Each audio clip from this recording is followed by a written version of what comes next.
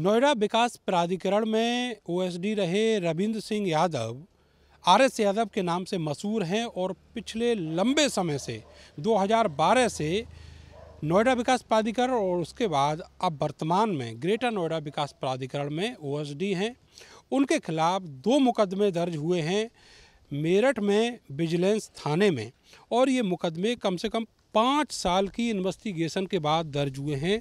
उनके खिलाफ भ्रष्टाचार की शिकायत 2019 में हुई थी और उससे पहले भी एक शिकायत हुई थी, और अब जाकर 4 महीने के अंतराल में 2 मुकदमे दर्ज हुए हैं। हालिया जो मुकदमा है उसमें उनके खिलाफ आय से अधिक संपत्ति और पैसा अर्जित करने के आरोप हैं।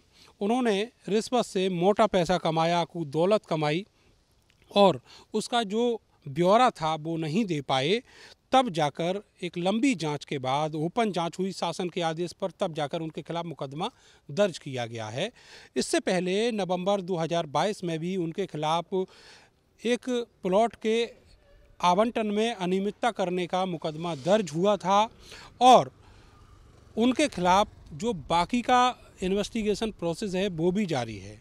लेकिन हालत ये है कि 2012 से 17 तक वो नोएडा विकास प्राधिकरण में ओएसडी रहे। उसके बाद में जब उत्तर प्रदेश में योगी आदित्यनाथ की सरकार बनी, जिसकी पॉलिसी है जीरो टॉलरेंस अगेंस्ट करप्शन, उनको गोरखपुर ट्रांसफ़र कर दिया गया। लेकिन कुछ ही दिनों बाद वो जुगाड़ लगाकर फिर से ग्रेटर नोएडा आ गए और ग्रेटर नोएडा विकास प्राधिकरण में ओएसडी हो गए।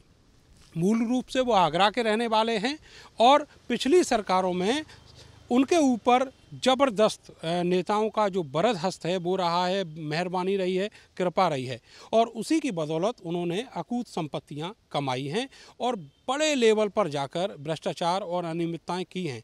बावजूद इसके जो ग्रेटर नोएडा विकास प्राधिकरण और नोएडा विकास प्राधिकरण के जो बड़े अफसर हैं, बड़े नौकरशाह हैं, उनको बहुत पसंद करते हैं और बार बार उनको अपने यहाँ पर पोस्टिंग देते हैं। सरकार में भी उन अफसरों के बड़े जैक हैं और वो सिफारिश करते हैं आरएस यादव के खिलाफ, और उनको यहाँ फिर से पोस्टिंग मिल जाती है।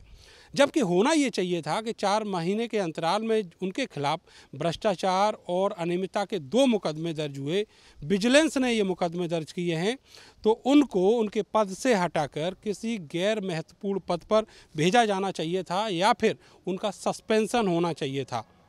लेकिन ना तो सस्पेंशन हुआ और ना ही उनके खिलाफ कोई विभागीय जांच शुरू की गई है।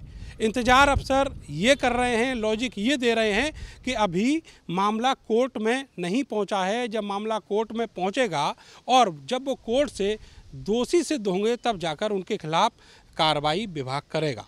लेकिन जो सेवा नियमावली है उसको एक तरफ रखकर नौकरशाह, जिनकी कृपा आरएस यादव के ऊपर है, वो लगातार अपनी मेहरबानी, अपनी कृपा उन पर बरसा रहे हैं। दूसरी तरफ उत्तर प्रदेश में योगी आदित्यनाथ की सरकार है, जिनकी पहल पर ऐसे अफसर जो भ्रष्टाचार में लिप्त हैं और उन्होंने भ्रष्टाचार के जरिए कुछ दौलत कमाई है, उन पर कार्रवाई करने की मंशा उस सरकार की है। लेकिन उस मंशा पर पलीता लगा रहे हैं उसी सरकार के बड़े नौकरशाह जो आरएस यादव जैसे भ्रष्टाचारियों को सह दे रहे हैं। कैमरा सहयोगी सानू के साथ मैं नरेंद्र, भारत समाचार, मेरठ।